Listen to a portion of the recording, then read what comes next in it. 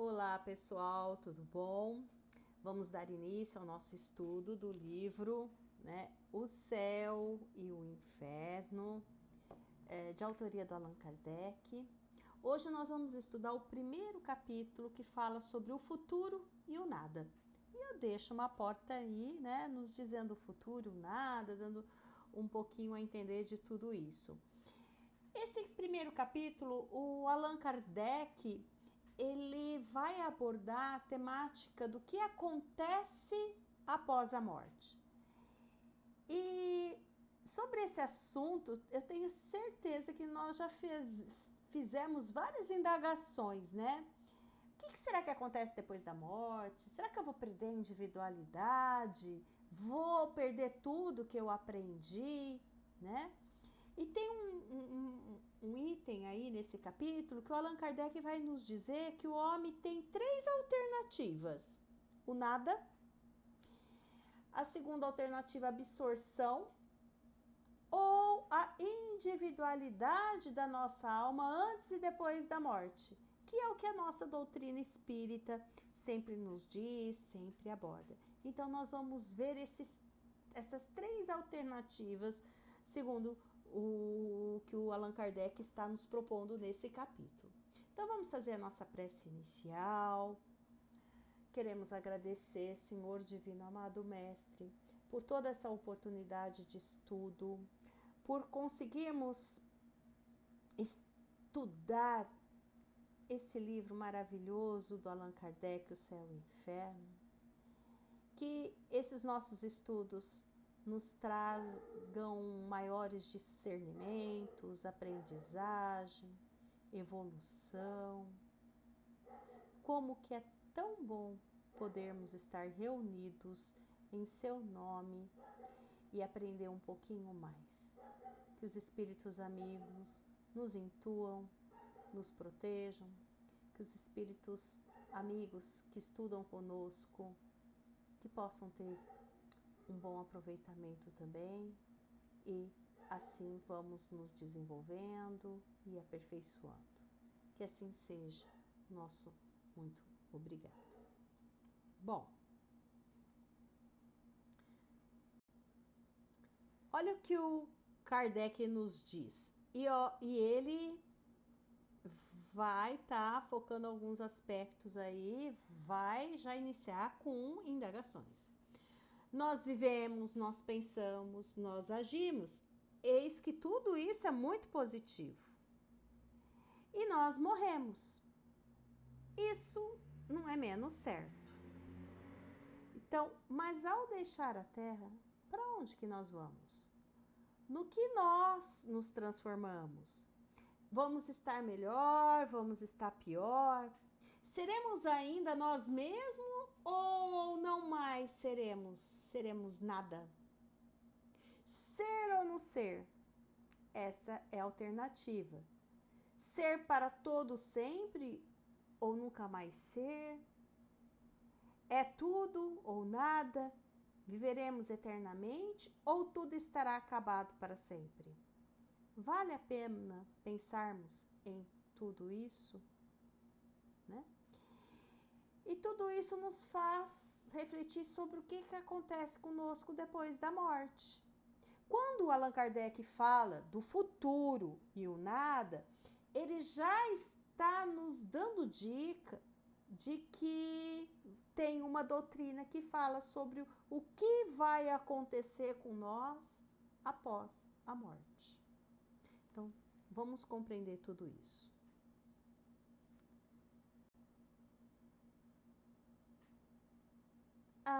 Haverá alguma coisa mais desesperadora do que essa ideia de destruição absoluta? Já pensou assim, eu me dedico, né?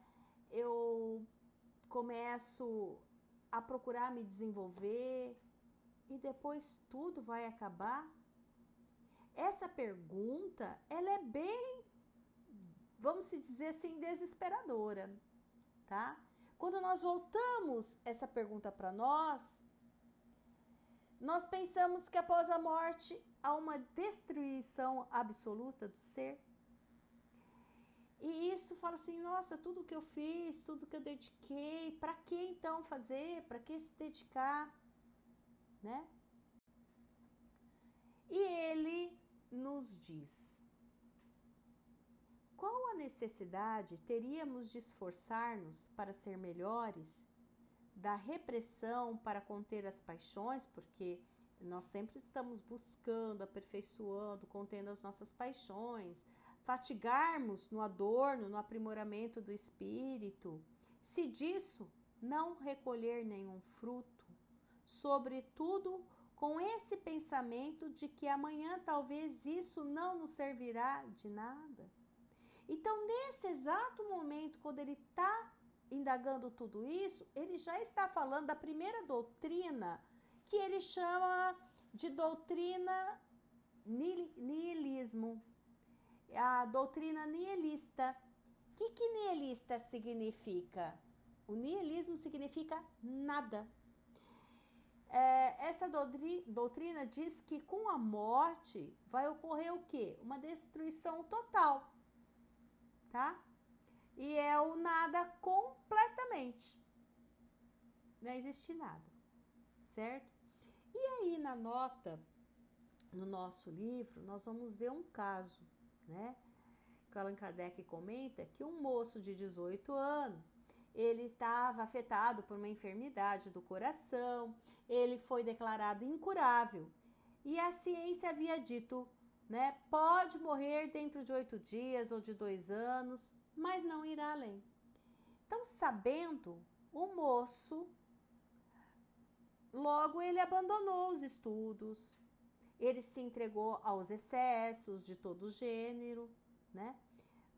E aí, quando estava ponderando um perigo de vida desregrada, enfim, ele respondia: que me importa se eu não tenho mais de 2 anos de vida? De que me serve fatigar o espírito? De que me serve cansar? Eu vou aproveitar o pouco que me resta, eu quero me divertir até o fim, tá? Esse exemplo que o Allan Kardec coloca aí é a consequência lógica, consequência certa do niilismo, que diz que tudo acaba, que nada do que você fazer, se dedicar, vai servir para nada. Bom, e ainda bem, né, que uma secreta intuição nos diz que isso não é possível, certo? De que o nada não existe, a intuição já nos diz isso. Sabe por quê? Porque nós temos um conhecimento adquirido das outras existências e sabemos, né, temos uma determinada consciência do que nós estamos adquirindo hoje nas nossas leituras, nos nossos estudos aqui hoje, né? Todos nós estamos aqui, embora nós não lembramos da vida, das nossas vidas passadas, enfim, nós somos seres espirituais, vivemos, né, que vivemos do plano espiritual, somos seres que vamos adquirindo conhecimentos nas vidas passadas e esse conhecimento não se perde. Nós temos a intuição de que esse conhecimento, ele está dentro de nós, tá? E tudo isso faz com que sintamos que esse nada, ele não existe. Esse nada, ele não é possível, tá? Que essa doutrina nihilista, ela não é verdadeira para nós. Bom, pela crença em um nada, o homem concentra todos os seus pensamentos forçosamente na vida presente. Eu vou viver aqui o agora, aproveitar esses 2 anos, aproveitar esse tempo que eu tenho. Ficam naturalmente restritos a quê? Ao desenvolvimento do egoísmo, ao desenvolvimento do materialismo, tá?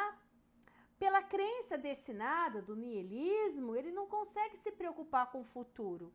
E aí, isso é um estímulo para quê? Para esse egoísmo, tá? Porque se eu não tenho nada e nada a esperar depois da morte, só vai restar o quê? Destruição. Gozemos enquanto aqui estamos. Esse tipo de pensamento que vai ter, porque depois de nós estará tudo terminado. Gozemos apesar de tudo, cada um por si, a felicidade nesse mundo e acaba sendo do quê? Dos mais espertos, tá? Eu só tenho agora, eu só tenho esse momento. Então, o que eu vou fazer? Eu vou pensar em mim, eu vou aproveitar, tá? Ela vai pensar só nela, vai pensar só no material. Para que trabalhar? Para que pensar na evolução do ser? Porque não vai existir, tudo vai se perder. Então, não tem interesse, tá? Por quê? Tudo vai destruir, tudo vai se acabar depois, certo?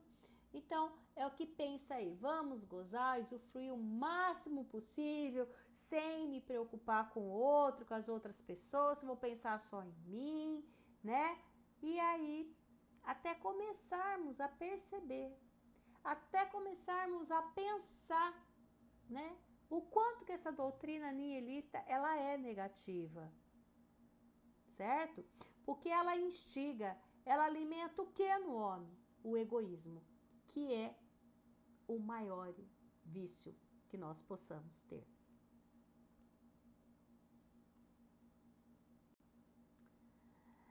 E aí o Allan Kardec ainda nos diz, né?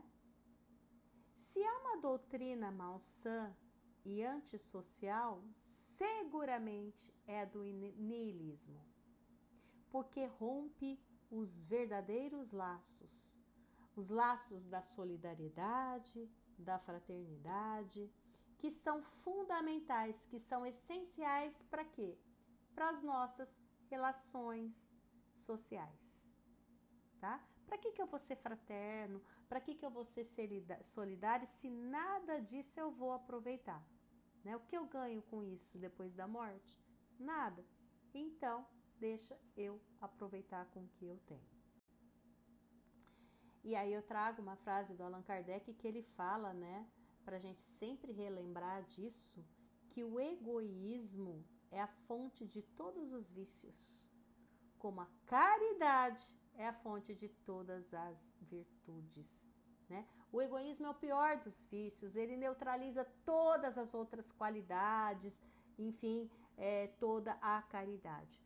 Eu trouxe essa frase para a gente estar sempre se cobrando, lembrando aí dessa evolução. Bom, completando, né, o que o Allan Kardec vem nos dizer, suponhamos que por uma circunstância qualquer tivéssemos uma semana de vida. Olha as indagações que ele nos faz. Será que eu respeitaria o direito do próximo? Respeitaria o direito, os bens e a vida dos semelhantes? Iria responder às leis a uma autoridade qualquer que fosse, mesmo a mesma legítima, a autoridade paterna? Teria para mim algum dever? Seguramente não. Então, nesse momento, nós estaríamos movidos por uma incredulidade, né? E aí, o que iria acontecer? Iríamos nos tornar, assim, por instinto, né? Na realidade, verdadeiras pessoas sem respeito por um para o outro. Totalmente, eu não gosto nem muito de dizer essa comparação, animais, né? Sem aquela educação, o preocupar-se com o outro, as questões sociais. Então, Kardec nos diz que essa doutrina nihilista, ela não tem muitos adeptos. Olha só, a doutrina do nihilismo realiza todos os dias isoladamente, individualmente, poucos adeptos. Há mais fanfarrice do que verdadeira incredulidade, mais dúvida que convicção, porque tem mais medo do nada do que procuram aparentar. Então, essas pessoas, o que ele está nos dizendo, que acreditam no nada, tem mais dúvida do que certeza, né? Por quê? Porque nós temos, como ele nos disse agora há pouco, eu passei o slide, uma intuição que está sempre nos acendendo, nos dizendo que isso é impossível acontecer, tá? Então, o que vai ter? Pessoas incrédulas, egoístas, materialistas, que vão ter maior dificuldade para existir, que existe algo após a morte. E até hoje nós vamos encontrar pessoas nos nossos relacionamentos dessa forma, tá? Porque, na verdade, todos acabam tendo medo desse nada, né? Pensar na destruição completa, de que tudo vai acabar, ok? E nós vamos ver isso agora na segunda doutrina, ok? Bom, a segunda doutrina é a absorção no todo universal. O que ela nos diz? Que é uma doutrina que nega ser materialista. Por quê? Porque ela admite a existência de um princípio inteligente fora da matéria, que é a absorção do todo universal. Como que ela entende esse princípio inteligente? Segundo essa doutrina, cada indivíduo ele assimila ao nascer uma parcela desse princípio inteligente que vai constituir a sua alma e lhe dá a vida, a inteligência e o sentimento.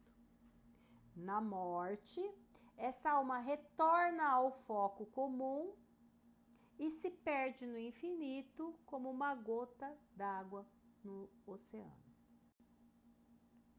Então, essa doutrina é um passo adiantado sobre o puro materialismo. Apesar dela falar que não, mas ela é. Ela admite alguma coisa destinada, a outra não admite nada, tá? Então, as consequências, porém, são exatamente as mesmas. O Allan Kardec vai nos explicar isso. Então, tem assim, no niilismo, a redução a nada, aniquilamento e a não existência de nada. Tudo acaba. Tá? A absorção do todo universal vai falar da perda da individualidade. Então, vamos compreender essa perda da individualidade. Tá?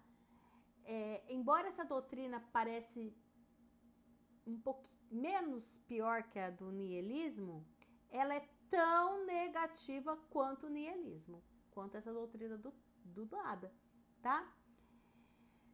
Porque ela tira de nós o que para nós é mais importante. Ela tira de nós toda a nossa individualidade. Então, no final, ela acaba sendo a mesma coisa, destruição completa. Por que adiantaria eu ter individualidade aqui, buscar tudo isso e não permanecer com essa individualidade, né? Não seguir com os aprendizados, não seguir com as pessoas que eu amo, né? Com os amigos que eu faço. Do que adiantaria ser absorvida nesse todo e perder tudo que eu fui, né? Então, vamos ver. O homem imerso em um nada ou no reservatório comum é a mesma coisa para ele. No primeiro caso, ele é aniquilado, né? No niilismo. No segundo, aqui na absorção do todo universal, ele vai perder a sua individualidade. É como se ele não existisse mais. O essencial para ele é a conservação do seu eu. É essencial, é a nossa individualidade. Sem isso que lhe importa. Se eu for perder isso, como nós falamos, não adianta. O futuro para ele é sempre nulo e a vida presente a única coisa que o interessa e se preocupa. E fechando, sobre o ponto de vista das consequências morais, essa doutrina do todo universal, ela é maçã. Ela é tão desesperadora, tão excitante do egoísmo quanto o materialismo propriamente dito. Tem uma outra doutrina que ela está bem aí, né, com a do todo universal, que ela é muito parecida com essa absorção do todo universal, que é o panteísmo, a panteísta, tá? Que vem do panteísmo. Ela tem uma leve diferença com relação da absorção do todo universal, certo? Então, vamos entendê-la. Deus é um conjunto de todas as inteligências reunidas. Cada indivíduo sendo uma parte do todo, ele mesmo é Deus, né? Então, quando ele fala assim de Deus, é que é uma inteligência só, essa inteligência universal, que pedacinhos dessa inteligência são separados, vamos dizer, para reencarnar, tá? No panteísmo, ele é ao contrário. Ele já fala de várias inteligências que juntas formam esse todo, que formam Deus, que é uma inteligência maior, tá? Na absorção do tempo universal, Deus é a origem de tudo, é a causa primária. No panteísmo, ele não é a causa, ele é considerado como resultado, efeito, porque só com a união de todas essas almas, a união de todos esses pedacinhos que eu comentei, é que se formaria Deus. Então, a consequência dessa doutrina do panteísmo é a mesma, porque ela diz que a alma, né, esse pedacinho, desce, vamos supor, reencarna, tem inteligência, tem vida, tem estudo, tem e quando retorna após a morte, é reabsorvida nesse todo do mesmo jeito, tá? Por quê? Para ela não existe uma inteligência soberana, maior. Nenhum ser superior é independente, né? Reage ao conjunto, ok? Então, por isso que eu coloco até que não existe uma inteligência só, são várias. O universo nessa situação nessa situação que a gente está comentando, uma imensa república sem chefe, ou antes, ou cada um com o seu chefe, ou como um poder absoluto. Por quê? Porque não existe uma inteligência soberana. Então, o Kardec indaga, né? Porque essa doutrina do panteísmo não faz sentido, certo? A esse sistema pode opor-se inumeráveis objeções. Não se pode conceber divindade sem infinita perfeição. Pergunta-se, como todo perfeito pode ser formado de partes tão imperfeitas, tendo necessidade de progredir? Por que eu estou tirando partes de um ser perfeito como Deus para aquelas partes que têm que ser perfeitas? Não tem lógica, tá? Quando essas partes voltam para o todo, reencarnam, aí o todo volta a ser perfeito, é muito estranho. Parece que falta uma lógica, não tem um raciocínio, não tem um bom senso, não tem uma sequência nessa doutrina que diz isso, tá? Então, no panteísmo é a mesma coisa, devendo cada parte ser submetida a uma lei do progresso, forçar a convir que o próprio Deus pode progredir, considera um Deus imperfeito, na sua origem muito imperfeito. E como nós podemos acreditar que Deus, sendo imperfeito como ele era, é o que diz a doutrina panteísta? Como ele pode fazer, como que ele pode criar o mundo, o universo, criar as leis, criar tudo de forma tão perfeita, as leis que regem esse mundo, as leis que regem a natureza, que são tão perfeitas? Isso parece-me que não tem lógica, tá? Então, essa doutrina é o que Allan Kardec fomenta, elas estimulam o quê? Igual a doutrina do nada, né? O niilismo, materialismo, estimula o orgulho, tá? Porque se a pessoa perde a individualidade, ela não tem interesse, certo? E aí, nós vamos perceber esse raciocínio do Kardec, que essas doutrinas não condizem, elas não têm discernimento com a nossa lógica, né? O que nos fala, o que está dentro de cada um de nós. Kardec, então, aborda a terceira doutrina. Qual que é essa terceira doutrina? Nossa, com tanta coisa, né, que nós estamos vendo. Essa terceira doutrina, ela vai falar da individualidade da alma antes e depois da morte, tá? Então, aí no item 10 e 11, sempre quando eu coloco aqui, nós estamos falando desses itens, né? Essa terceira é a individualidade da alma antes e depois da morte. Então, todas as religiões têm igualmente admitido o princípio da felicidade ou infelicidade da alma após a morte, ou, por outra, as penas e gozos futuros. Então, na realidade, todas essas religiões, elas resumem-se na doutrina que eles falam, né? Algo que traz felicidade e algo que pode trazer infelicidade, como nós escutamos falar aí na doutrina do céu e do inferno. Elas diferem em quê? Quanto à natureza dessas penas e gozos, principalmente sobre as condições determinantes de uma e de outra. Já estão falando um pouco mais a nossa linguagem. Então, o que o Allan Kardec nos traz, e que eu comentei lá no início, ele fala que o homem tem, pois, 3 alternativas: o nada, o niilismo, a absorção, o panteísmo, ou a individualidade da alma antes e depois da morte, tá? É essa individualidade da alma antes e depois da morte que se enquadra na nossa maravilhosa, né, doutrina espírita, onde cada um de nós temos o livre-arbítrio, né? E nós vamos ter a sorte após a morte, conforme o quê? Conforme eu vivi.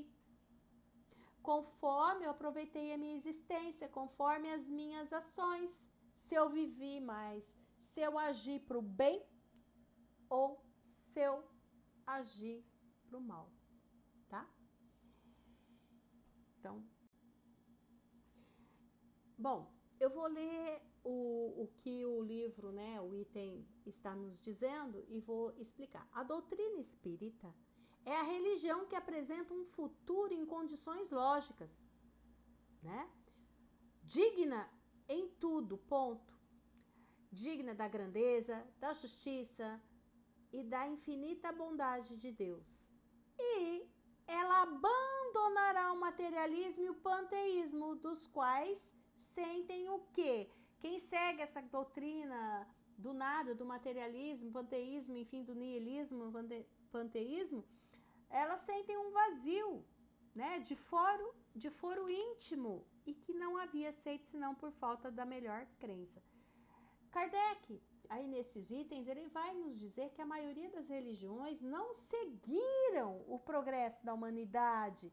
O que é esse progresso? O processo de maturidade, processo de aprendizagem, de intelectualização, tá? No passado, as religiões colocavam suas crenças, suas verdades sobre a vida após a morte, tá? E não havia crenças que respondessem aos questionamentos que nós fazemos hoje. Só que no passado, o homem era mais tranquilo, o homem não questionava, ele tinha o que nós falamos, aquela fé cega. Ele sempre aceitava tudo que vinha, tudo que a doutrina colocava. Hoje o homem já não aceita as respostas que as religiões davam no passado. Acho que muitos de nós, quando conversamos, olha, eu vim em busca, a doutrina espírita me responde várias indagações que eu tenho, que outras religiões não me respondiam, né?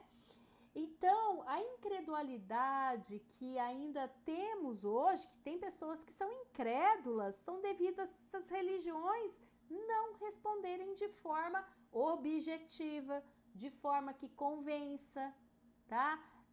Sem lógica, né? Então, se essas religiões não respondem aos meus questionamentos, ela não me serve. Então, teve toda essa evolução, né? E é aqui que entra a nossa maravilhosa doutrina espírita, pois ela é baseada em fatos, ela é baseada na ciência, na filosofia, na religião. Ela não é apenas uma crença, ela caminha junto com a ciência, ela caminha junto com a própria evolução, né, do mundo. Porque nós queremos o quê? A comprovação, tá? Então, a doutrina espírita, ela responde às nossas indagações, certo? Então, aqui no item 13, nós vamos encontrar essas respostas aí. Porque a doutrina espírita, ela vai trazer essas respostas que as outras não nos dão, como eu já falei. E aí o Kardec termina, né, já encerrando esses capítulos, nos dizendo que a doutrina espírita sobre o futuro não é uma obra de observação. Ela é uma obra de comprovação, de lógica. Ela é o resultado das observações de fatos materiais que se desenrolam sobre os nossos olhos. O que ela vai fazer com tudo isso? Ela unirá, como já faz agora, as opiniões divergentes e superficiais e conduzirá pouco a pouco e pela força das coisas a unidade na crença sobre esse ponto. Crença que não estará mais baseada sobre uma hipótese, mas sobre uma certeza. Então, a doutrina espírita, ela pouco a pouco, ela vai, né, com todas essas respostas, unificar as religiões. Né? E para encerrar, né, a unificação feita no que concerne à sorte futura das almas será o primeiro ponto de aproximação entre os diferentes cultos, um passo imenso para a tolerância religiosa em primeiro e mais tarde a fusão, né? Então as religiões vão caminhar para a mesma verdade. Então elas vão começar a se aproximar. Ainda nós percebemos intolerância religiosa, todas vão caminhar para a mesma verdade sobre, né, a sorte futura das almas. E isso é maravilhoso. Eu só não sei se a nossa geração, muitos de nós que estamos aqui, nós vamos assistir e vivenciar tudo isso. E aqui, né, com esse slide, com essa última frase, encerra esse primeiro capítulo nosso. Então, nós chegamos ao final desse capítulo, Futuro em Nada. Peço para que vocês leiam, né? Às vezes é até interessante estudar antes, depois assistir a aula, reler. Se tiver alguma dúvida, coloquem lá no nosso grupo do WhatsApp. Eu, a Larissa, ou a Carla, nós já vamos deixar tudo isso aberto, tá? Para que nós possamos ter esses pontos de debate. A semana que vem, nós voltaremos, né? Teremos o estudo do capítulo 2, que é o temor da morte. Então, eu desejo que vocês tenham uma excelente aí, finalzinho aí de semana, que Jesus abençoe a todos e até breve.